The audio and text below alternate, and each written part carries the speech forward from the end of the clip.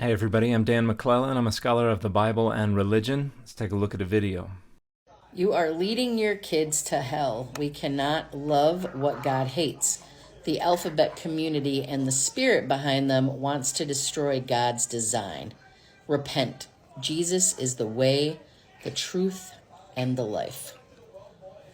Now, the comment this creator is reading is an ignorant and a bigoted one, and I think they do a wonderful job responding to it. But they're going to say something about the Bible a little later on, and that's what I want to respond to. The Bible has been translated so many times that scholars believe that the new version that states about homosexuals was actually about pedophiles. If there's anyone in the comment section who can shed some light on that, I'd appreciate it. So this idea that the Bible's Clabber passages are not referring to same-sex intercourse but are referring to pedophilia is pretty widespread on social media these days, but isn't really supported by the data. And the four main passages we have in view here are Leviticus 18:22, Leviticus 20:13, 1 Corinthians 6:9, and 1 Timothy 1:10. And the misunderstanding, I think, goes back to Martin Luther, who published a translation of the Bible in German in the early 1500s and rendered in 1 Corinthians 6:9 and 1 Timothy 1:10 Knabenschänder, which means a boy molester. And this is probably based on the Greek-Latin lexicons that were available to Luther in the early 16th century. For instance, this one here from the 1490s, for the word arsenokite, which we find in 1 Corinthians 6:9 and 1 Timothy 1:10, it renders pedico. Now, pedico is a Latin word that most scholars agree is probably etymologically based on a Greek word that refers to children or childhood. And so it makes sense that this would refer to a pedophile. However, that's not how the Latin term is used. When we look in Latin texts where this term is used, it is used to refer to anal sex, whether with a man or with a woman. So the way the term is used does not support the way that Martin Luther rendered it into German.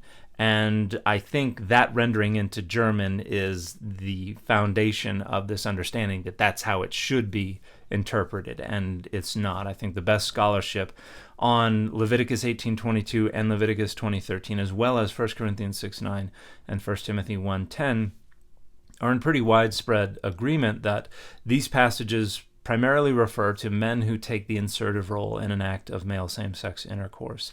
And then in 1 Corinthians 6:9, we have the additional term malaki, which probably refers to men who take the receptive role in an act of male same-sex intercourse.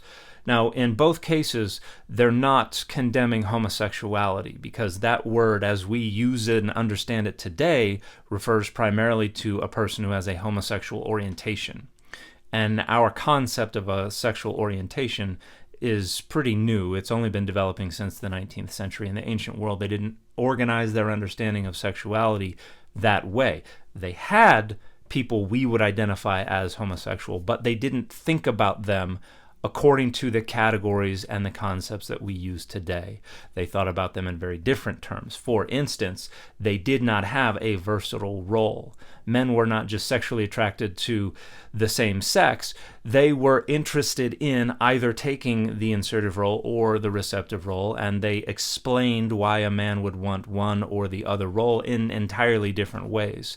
And these were also not conceptualized as equal long-term loving monogamous relationships.